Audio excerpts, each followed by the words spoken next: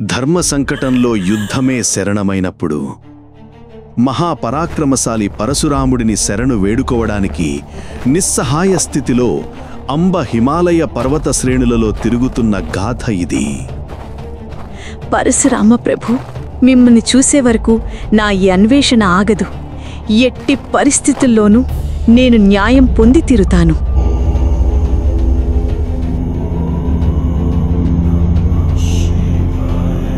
పరశురామ ప్రభు, క్షత్రియుల అరాచకాలను మట్టి కురిపించిన మీరే నాకు న్యాయం చెయ్యాలి. ఏమైంది తల్లి? నీ ఆవేదనకు కారణమేమిటి?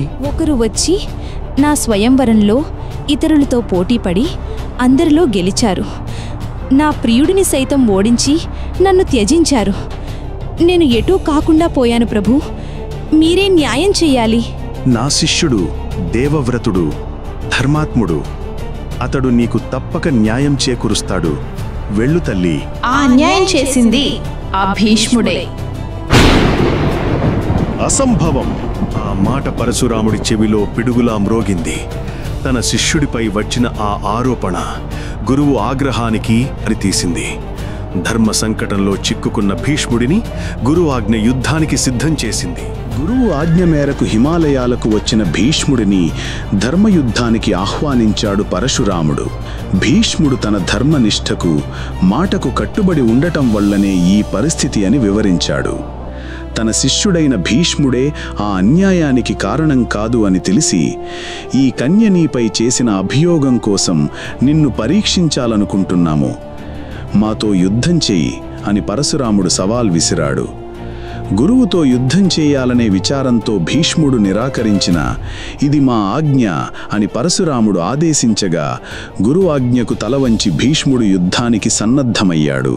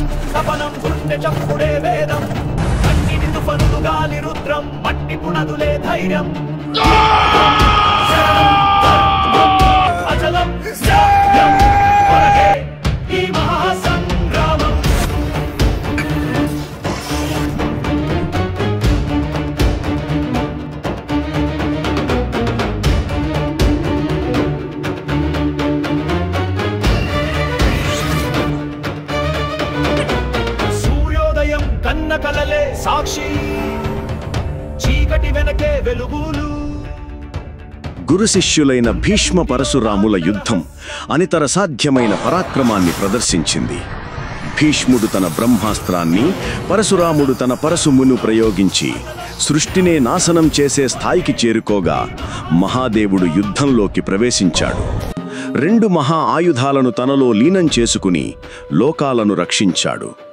ఎవరికీ విజయం లభించని ఈ మహాసంగ్రామంలో భీష్ముడి అజేయత్వాన్ని మరోసారి నిరూపించబడింది. కానీ అంబ పగ తీర్చుకోవాలనే తపన మాత్రం చల్లారలేదు. ఆమెకు న్యాయం దక్కలేదని గ్రహించిన మహాదేవుడు ఆమెకొక వరం ప్రసాదించాడు.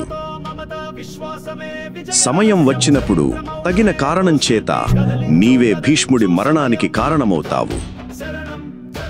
ఈ వరాన్ని భీష్ముడు కూడా అంగీకరించాడు. ఆమె తీసుకున్న ఆ నిర్ణయమే శిఖండిగా ఆమె జన్మ, మహాభారత యుద్ధానికి, భీష్ముడి పతనానికి ఎలా దారితీసిందో అది వేరే గాథ.